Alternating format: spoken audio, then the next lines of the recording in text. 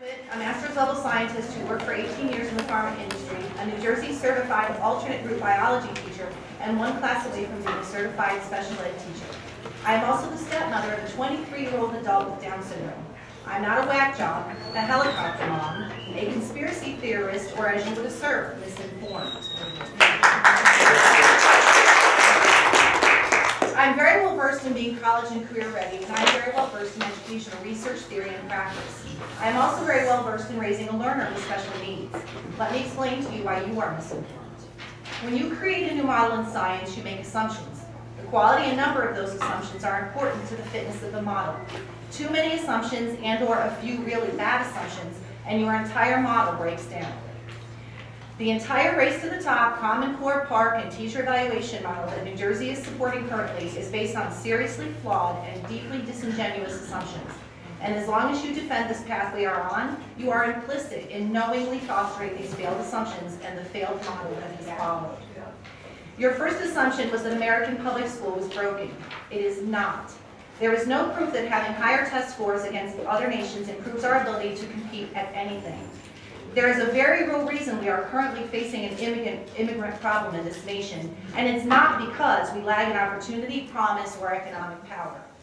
My community is predominantly Indian and Asian, and many of those folks came here to escape social models that include those so-called high-functioning testing countries or schools. I'm not at all concerned about competing with Shanghai or South Korea for test scores or their student suicide rates. The sky is not falling. Following that flawed assumption came the idea that new standards, better assessments, and punishing ineffective teachers would fix the problem. This assumption is based on absolutely no research and in fact is directly refuted by the overwhelming failure of No Child Left Behind to raise test scores and close achievement gaps. It is fallacy for you to assert you know how to fix education. The next flawed assumption was that a total rebuild was needed to meet your goals. If the goal, as we are told, was to simply create rigorous standards for all states, then why build from the ground up? New Jersey standards were among the best before Common Core. Why not start with standards from top-performing states like New Jersey or Massachusetts and tweak from there? It would have saved a whole lot of time and a whole lot of money. But arrogance ruled the day, and those that assumed they knew better created the Common Core. That same arrogance assumed that no special educators or early educators needed to be included in the creation of the Common Core. This assumption speaks to your ignorance of the field of child development. So now we have standards that are frustrating our youngest learners, forcing them to achieve milestones before they may be developmentally ready, even despite evidence that demonstrates reading early provides no long-term academic achievement, while forcing reading may result in turning young learners off to reading altogether. But you assume setting the standard makes it so. And that assumption, too, is wrong. The teacher evaluation component of the model makes infuriating and demoralizing assumptions. At the base of it is the assumption that teachers have total control over outcomes. You conveniently dismiss all of the variables that come to school with children as excuses because that muddies your perfect picture of true accountability, because it makes things hard to measure. This assumption is not only wrong, it is cruel. My stepson with Down syndrome is 23 years old and cannot read. He can only write his name. He learned to write his last name just 2 years ago. That stack of notebooks that you have in front of you represents countless hours of exchanges between us and his teachers that entails constant work for years towards vocational, social, behavioral, and life skills. Teachers that you would label not effective because of test scores. The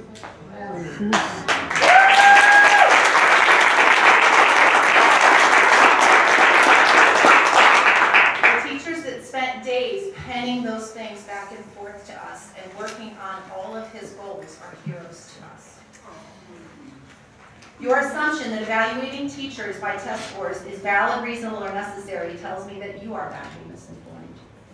I hear the words high expectations a lot as justification for Common Core and PARCC. Do you assume that my stepson's deficiencies are due to a lack of high expectations? Do you assume English language learners or students with autism lag academically because their teachers and parents just haven't had the thought of what they're capable of before the Common Core? Do you really believe that teachers willingly undereducate our children because they are either inept or lazy? Let me tell you something. That assumption alone fuels my desire to see this effort crash and burn.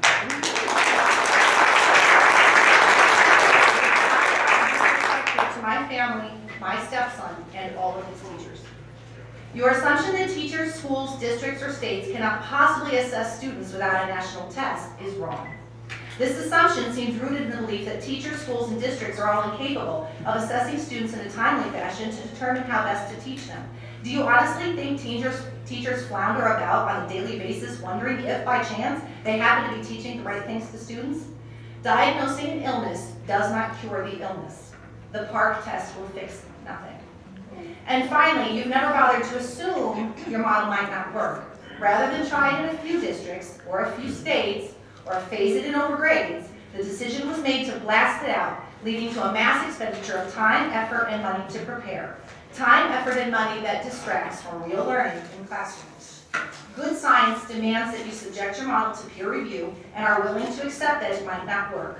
What we have here is junk science, a model fueled by flawed assumptions, buoyed by moneyed interests, and defended by people who refuse to accept that it might be wrong. You are wrong, and I actually believe you know it. So you can keep on telling us we're misinformed as you keep pushing along this ill-advised agenda, but we are not misinformed, and we're not done. No.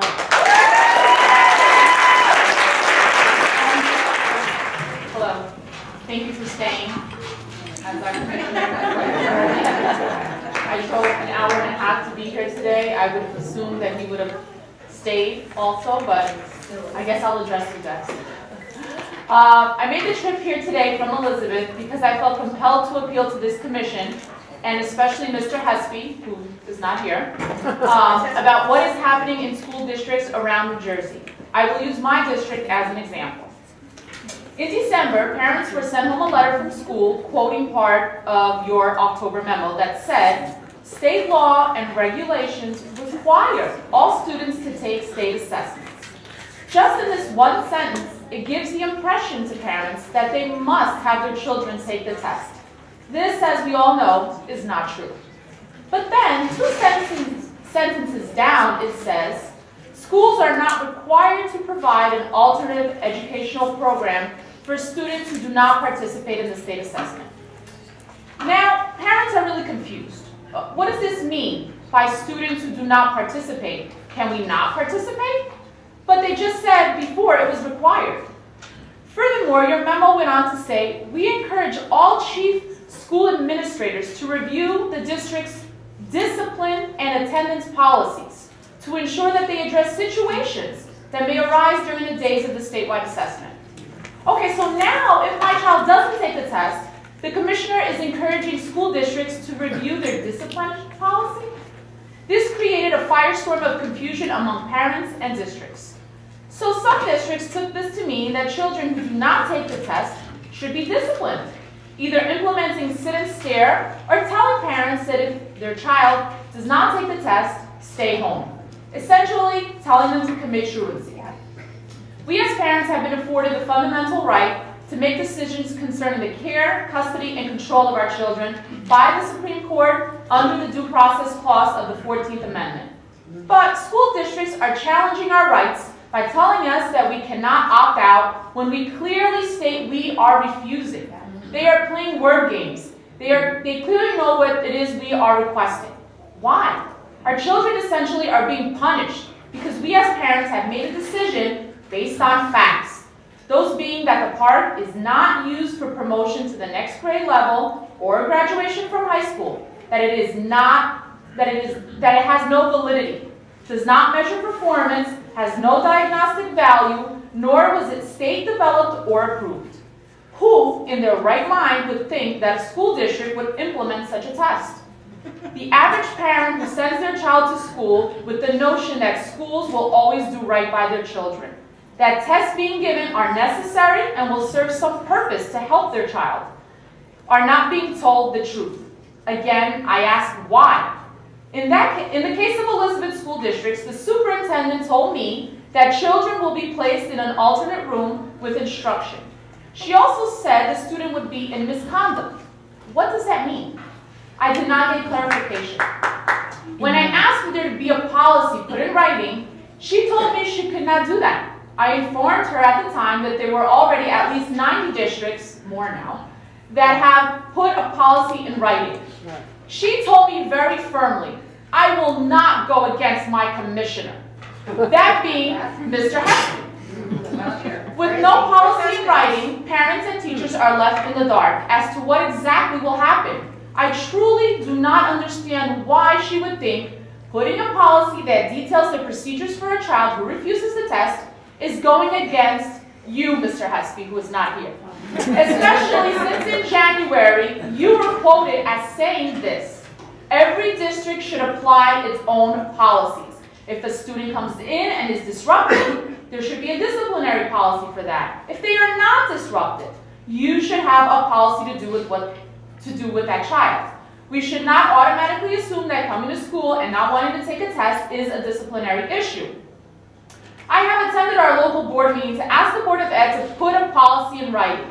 Nothing has happened as of yet. My fear is the Board of Ed does not want to go against their superintendent, but nobody seems to be concerned with going against the wishes of the parents. Will our school boards appear to be overly concerned about meeting its obligation to you, Mr. Hesby, who is not here? It is clearly neglecting its obligation to parents. My hope in coming here today is to ask that you please send out a memo to all superintendents telling them that they should have a policy in writing given to parents so that they are aware of what will happen on the day and advising children to stay home is not, if not taking the test, is not acceptable. Nor should a child be deemed to be in misconduct if their parents have instructed them to not take the test. That although they are not required to provide instruction, children should be allowed to read or do other school-based work. Also, I think it is important to assure school districts that they will not lose funding if they don't have the 95% participation rate, as New Jersey has a waiver under the No Child Left Behind law that replaces those sanctions with a new accountability system. I have heard of superintendents and principals using this to coerce parents into having their child take the test. Parental decision to refuse is of great importance where the state is imposing an exam that lacks validity and is going to use it as a basis for teacher evaluation. I would like to leave you with this. There are countries, such as Finland, which is considered to have one of the best educational systems in the world, Singapore, Canada, to name a few, that have consistently been leaders in education. Why are we as Americans trying to reinvent the wheel? Why are we not looking at these countries and seeing what has been proven to work and implementing it here in the U.S.? Wouldn't that make sense? Instead, we have been utilizing years of standardized testing with no improvement in our system.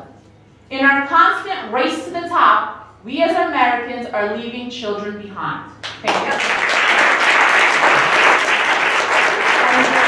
And I thank you for this opportunity to share with the Commission my concerns with the PARCC tests. My name is Reagan Keaton from Collinswood, New Jersey. I have two young boys, ages 4 and 6, and I am here today to advocate for a better way for them and all New Jersey public school children. College and career readiness, the education buzzwords du jour. Here's what upsets me. How are we creating college and career-ready elementary, middle, and high school students in high-poverty areas in our state, like Camden? By mandating twice-a-year standardized tests that we already know are above the grade level that many of them are currently, where is the logic in that? I begin with a simple question. Where is the evidence? Where is the evidence that these tests will measure quality education, whether it is in the richest school district in the state or the poorest? I cannot seem to find any that is not put out by the Pearson propaganda machine. I can, however, find myriad sources citing the ineffectiveness of high-stakes standardized tests as a measurement for educational quality.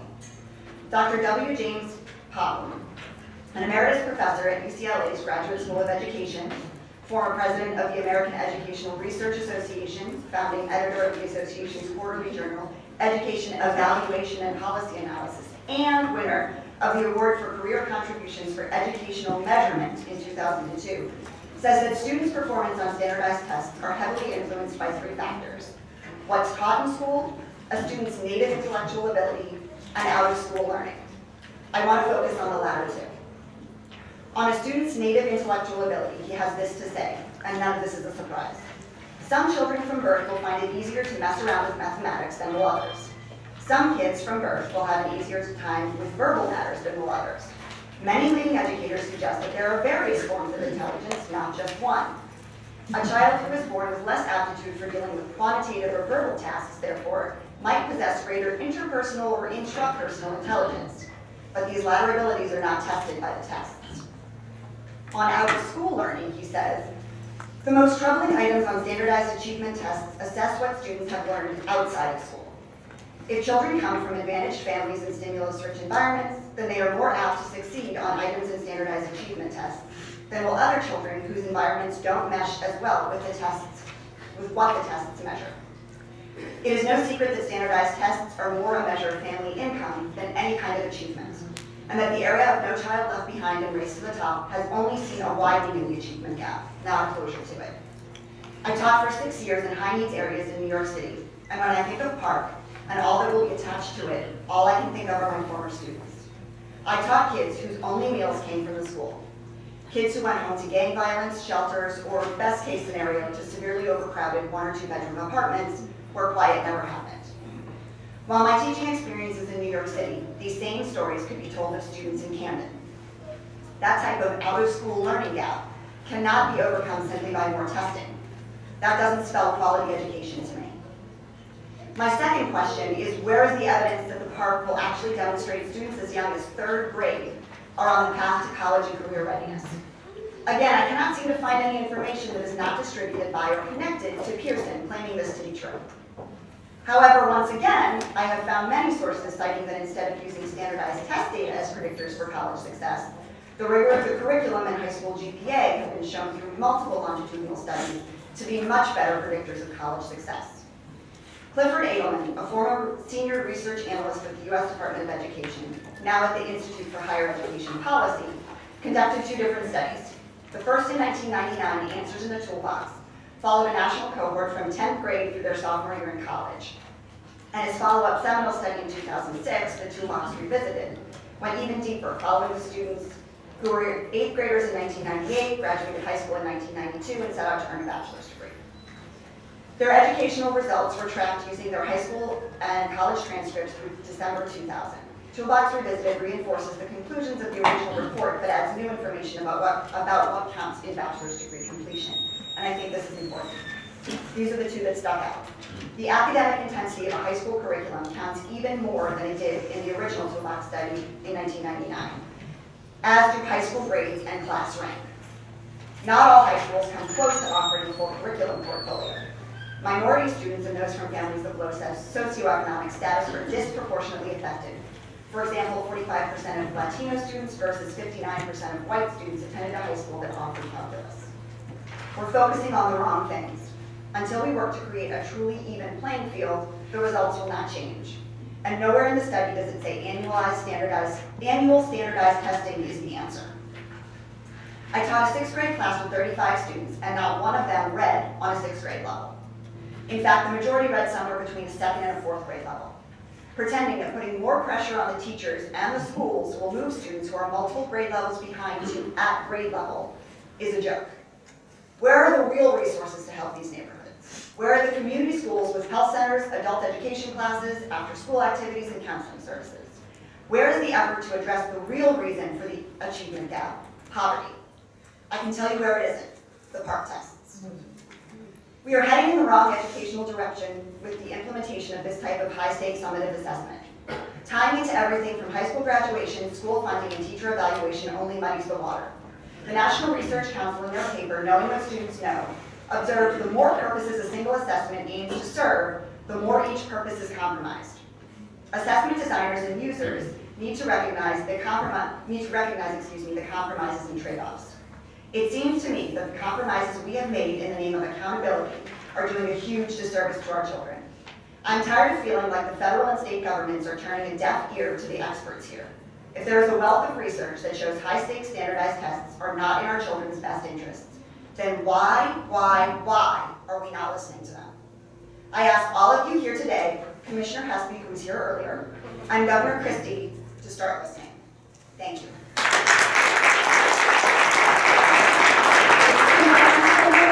Okay, you're mic 1, and then on deck for mic 2 is Michelle Miles.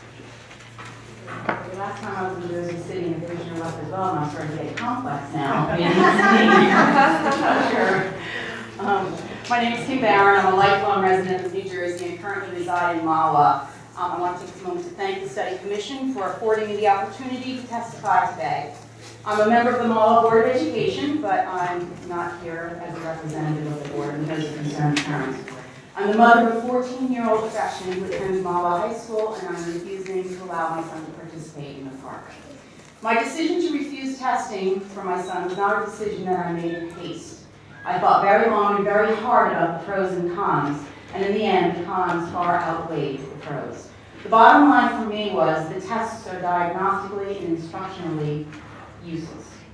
Many kinds of assessment, diagnostic assessment, formative assessment, performance assessment, some classroom summative assessment have instructional value. They can be used to inform instruction and/or are themselves instructive. The results of the PARCC will not be broken down in any way that is of diagnostic or instructional use. Teachers and students will not be able to see the tests in order to find out what students got wrong and why. So the tests are of no diagnostic or instructional value whatsoever. This made me wonder, why would I allow my son to be subjected to hours of testing for no reason other than for some testing company to profit by selling more test prep materials and pushing more tests upon our students, all at the risk of forcing our curriculum to become nothing more than test prep classes, which it pretty much is right now. I am both angry and so very, very saddened at the thought of how much valuable instructional time is being wasted prepping for these tests. Many schools are reporting that they spend as much as a third of the school year preparing students to take these tests.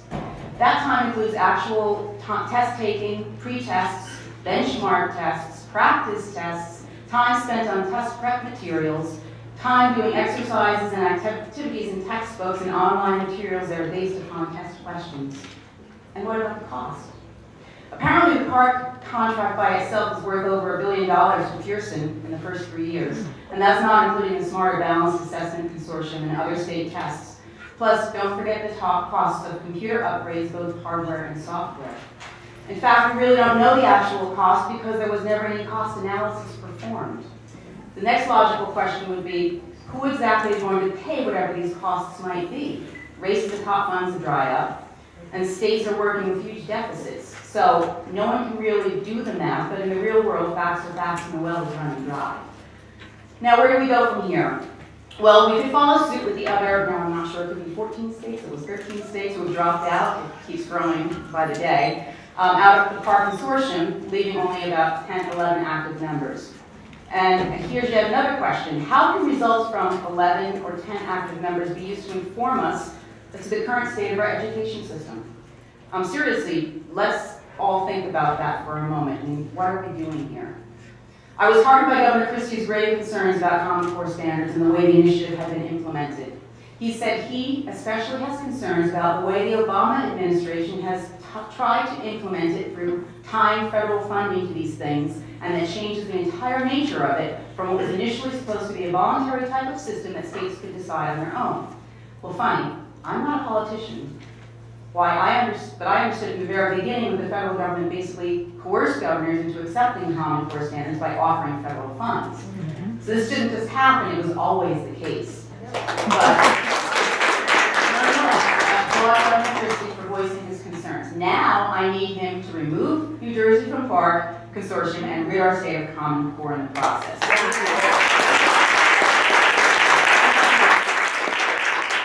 Why don't we return to our prior state standards, which were, by all accounts, among the top in the country, and move forward by using the resources we have available right here in our state. Let's engage our professors and teachers from institutions of higher learning within New Jersey to craft uncommon standards that we can all be proud of, that will provide the uncommonly great children of our uncommonly great state the education they deserve.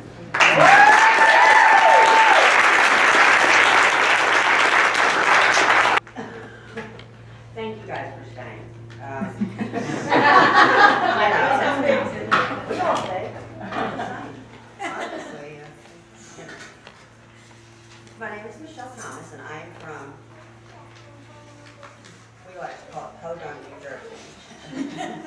lot of blueberry fields and peach orchards, and a lot of corn. And we're in an area where finances are very limited. We are urban. We're suburban. So we don't get the advantages of being an Abbott district. In our middle school, our free lunch program is 55%. In our high school, it's over 40%. So we fall in the guidelines of poverty. We do not get any extra state aid. Our school district was taken off the focus and priority school list. However, we also have a large influx of children coming in throughout the year to work in the field. They don't have computers at home. They are a lot of special needs, a lot of English as a second language. How are they going to pass this test? I had a parent come to me yesterday, a couple of parents come to me yesterday. The 8th grade teacher is threatening that if they don't do well in the PARCC, they are going to have their school dance. They're not going to be able to graduate 8th grade. And they're going to get their joining card taken away if they don't success, or if they're not successful on the PARCC.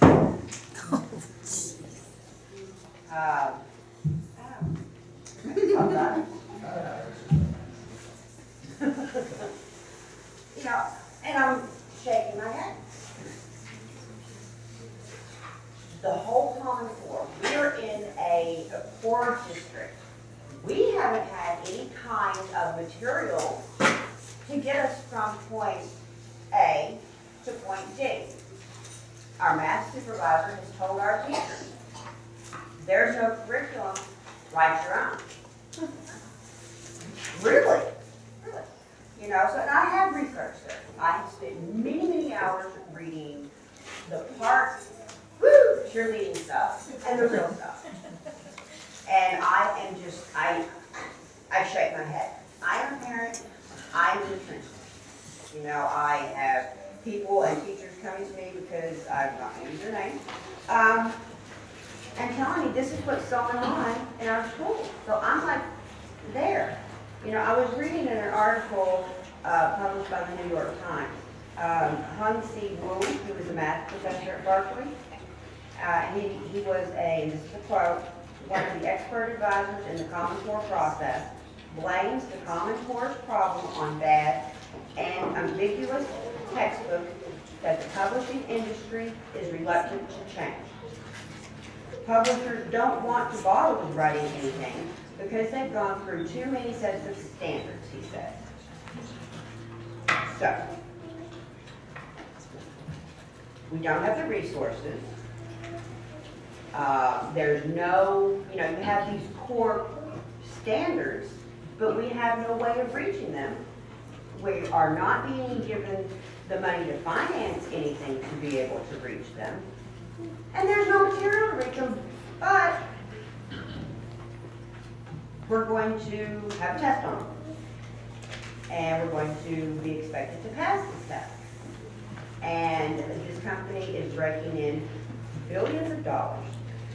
They were given a tax break to move from Bergen County down to Hoboken. So we're stuck. You know, and last year, Governor Christie was all about Common Core, and now he's changing his mind. So what do we do? You know, I think the biggest thing that I can do is refuse. You know, my sophomore daughter has already taken the PSAT. She's gotten over 40% in all 3 categories.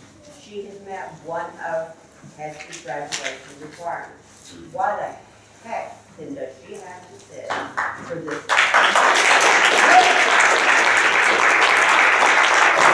You know, I was talking to other 10th grade parents. This spring's a wash. Okay, so we're doing PARCC testing, pre-testing. Oh, and last week our teachers had a half day and had training for the PARCC, and in 15 minutes of trying to get onto the system, it crashed 3 times. They could not even log in. So I'm going, okay, so we're a poor district, we're not getting any extra money, the software is crashing, teachers can't even like be trained on it, but yet the expectation is pass the test. Well, we don't know if we're going to be on the test because the teachers have been threatened. The teachers have been, I got this yesterday, the teachers have been threatened if they talk about anything that is on the test. They have been threatened with their license. I'm like, excuse me? I got a call from a couple teachers. I'm like, oh, what? And, thank God we have an interim superintendent in our district who actually listens and is respecting our wishes and refusals. However, ACIC, Camden, Vineland, they're all neighboring schools. All of them have a sit and stare policy by their superintendent. Now, I'm not sure when the superintendent got to make policy. My understanding is it's got to go through the board and then be read and reread and then talked about in public and then voted on. So you've got superintendents in the area who are creating policy, who are doing it completely illegally. Plus, according to the park manual, if the kids are sitting and staring in there, non-testing students cannot be in the same room that the test is being given. If they are, the test for the entire school can be marked invalid. Wow. Yep. So, okay, let them sit and stare. That's a validation test for the entire you want to do the let's play. I don't want to go there. Don't want to go there. I spoke with a board member in Hamilton last week, and I gave her some of, the other side of the information. She has spoken out against the park. And as a matter of fact, I'm going to call her this afternoon. And she was just mortified. The teachers in Hamilton have been threatened by the superintendent about speaking out against the park. That came from the teacher. You've got teachers threatening students, superintendents threatening parents and staff. We don't have any finances to be able to get from point A to D. There's nothing written. We don't know what's going to be on the test. I've got parents saying, well, we'll just take the test and let them fail it. Why? New York, 70% fail. And they're taking it again. And Como's trying to put 50% of teachers out on the car. Really? Does it sound like a good idea? Serious. And that's a serious question. That's a real serious question. Is it a good idea to continue on the path we're going? What is the true benefit? Is it benefiting our kids? The sophomore year's walk. We've got park practice. You have park. Then they want to do acupuncture. And then they want to do the biology competency. And then you have park again. And then you have the SGOs. And then you have the benchmarks. And then you're going to have finals. What the hell am I going to learn? I'll take a test. If I did that, you got over 40 in PSATs. As a sophomore. I sent my son, thank God, he was able to go to, he spent between his 8th and 9th grade year, he spent 4 weeks on the Princeton campus learning Constitution. Between his sophomore and junior year, freshman and sophomore year, he went to Georgetown. Georgetown. And then between his 10th and 11th grade years, he went to, spent 5 weeks with the JSA program on the campus of the University of Virginia. I had to send, we were given the opportunity.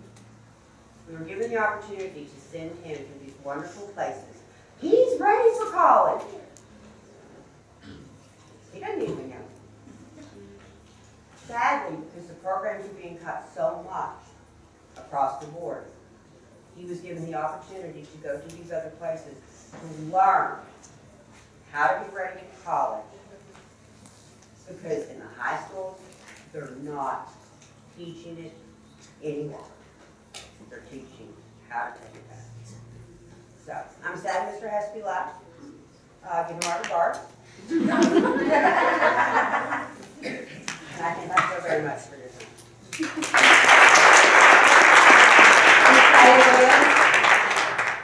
Hello, everyone, and thank you for allowing me this opportunity to speak to you today. My name is Natalia Reyes. I am the mother of 3 wonderful children who attend East Hampton Community School in East Hampton, Burlington County, New Jersey. I know you have heard testimony over and over again about all of the issues surrounding high-stakes standardized testing, and specifically about PARCC. I concur with what most people have already said. PARCC is a not yet validated test that is wasting valuable classroom time for both teachers and students. PARCC and other standardized testing narrows the curriculum being taught in the classroom because of the endless test preparation. PARCC and other standardized testing stifle students and teachers' creativity, making school a boring learning environment. The costs to install and administer the PARCC are taking away precious resources that schools have. Information collected during the administration of PARCC places children's confidential data at risk to be shared or sold for profit-making purposes without the family's knowledge or consent. PARCC's online testing format is very problematic, as well as many other issues. However, I would like the focus of my testimony to be more personal. I would like you to hear what my children have to say about PARCC testing and preparations. In planning to speak to you today, I have had many conversations with my 2 older children who are due to take the PARCC this spring. Although my 10-year-old son is here, hiding behind the wall, he does not wish to test. But I would like to share with you some of the comments he has made to me. My son is a 5th grade student. He has stated that he's embarrassed and frustrated that he is struggling with what is touted to be 5th grade level testing material. Although he is an honor student, he has explained to me that he doesn't understand many things the way that they are written on the prep materials. He feels that they are too hard for him, and he doesn't quite comprehend why he is having such a hard time with them. They are, after all, his grade level. The language arts portion of practice tests are even harder and more confusing than the math. He tells me that many things don't make sense, and they are boring. As a parent, it is devastating to hear my child say that he feels defeated, that his self-confidence is waning, all because of a test that has been intentionally designed to brand the majority of children as failures. My son is a bright and intelligent boy.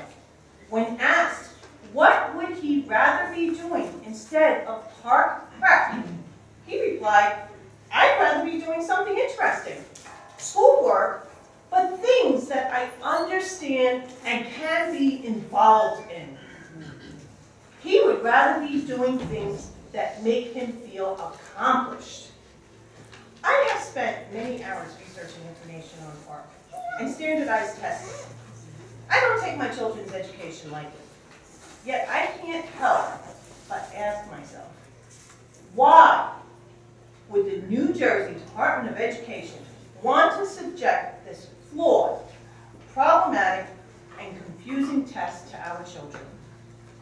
How much more of taxpayers' dollars is New Jersey going to spend on something that is not going to work? How much longer is the state going to fail the children of this state? My job as a parent is to protect my children, to guide them and teach them things that will benefit them in the future. To that end, my children will not be taking the park this spring. I believe that they will benefit more if they were just reading the book instead of being frustrated and stressed out because of a diagnostically and instructionally useless assessment. I hope that each one of you, too, will see that administering so many standardized tests does not benefit our children. I hope that you will make the right decision for our children and park the park.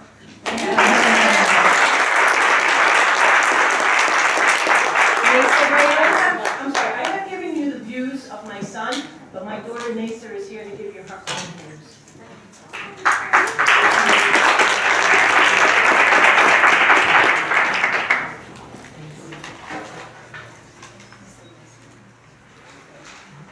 Good afternoon, ladies and gentlemen.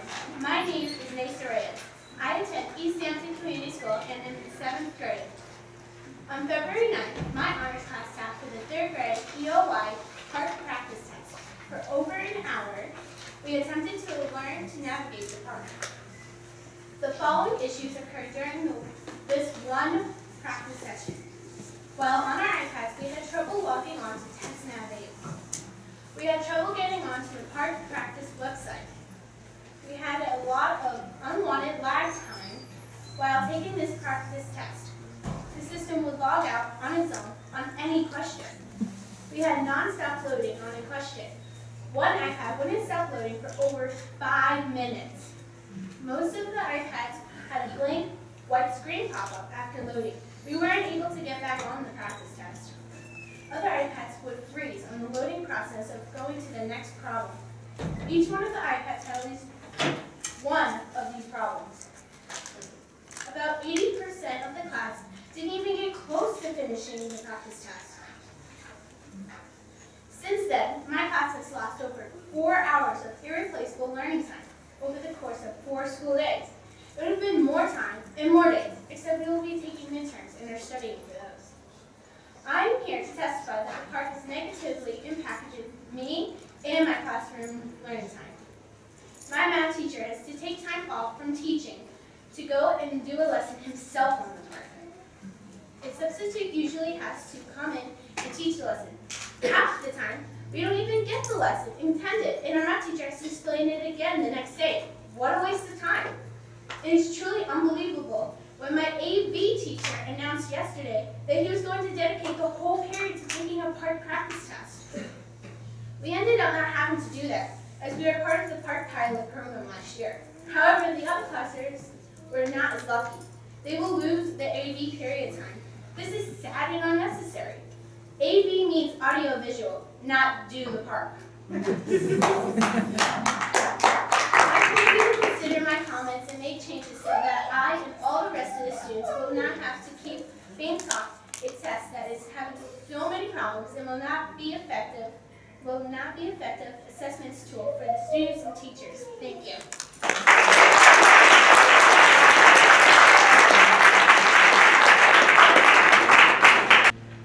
My name is Justin James Stephen Thomas. I attend Buena Regional High School, and with my knowledge, I plan to take the opportunities I have and change the world, not stare at a goddamn computer screen and click A, B, C, or D. I go to this school, and I look into my peers' eyes. I see the fear of the park, because they are told that this test will determine the outcome of their careers, their lives ride on this. And I can't help but empathize and feel the word that I would use, I feel ashamed that our government is making this test a reality. A student is told that they have to do well on this, else there will be consequences. Blatantly untrue for the next 3 years. And yet, when you look into one of my peers' eyes, when you see on their face something that is so, so sad, you will understand. Einstein said you cannot simultaneously prevent and prepare for war.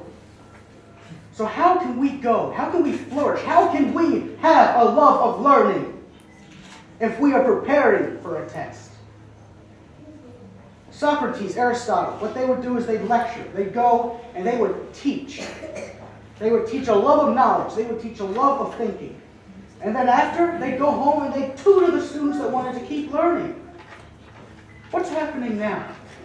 We have assessment after assessment after assessment. And I'm telling you, it turns me off to learn. Now, I have been blessed. I have had opportunities to propel myself and to learn. My constituents haven't. And I'm here as their voice. I'm here to tell you that unless there is some major change, I foresee the entire country going down. Because we are the future. We're the future doctors, lawyers, mathematicians. We will be the next Bill Gates. We will be the next Steve Jobs. And what are you doing with your tests? You're trying to make us fall into line. It's all based on fear. We're all afraid that we'll fall behind in the world community. You know what happened last time we were afraid? We locked Japanese people up in internment camps. We went to Vietnam. We burned down whole villages. No, I'm not saying that this is war.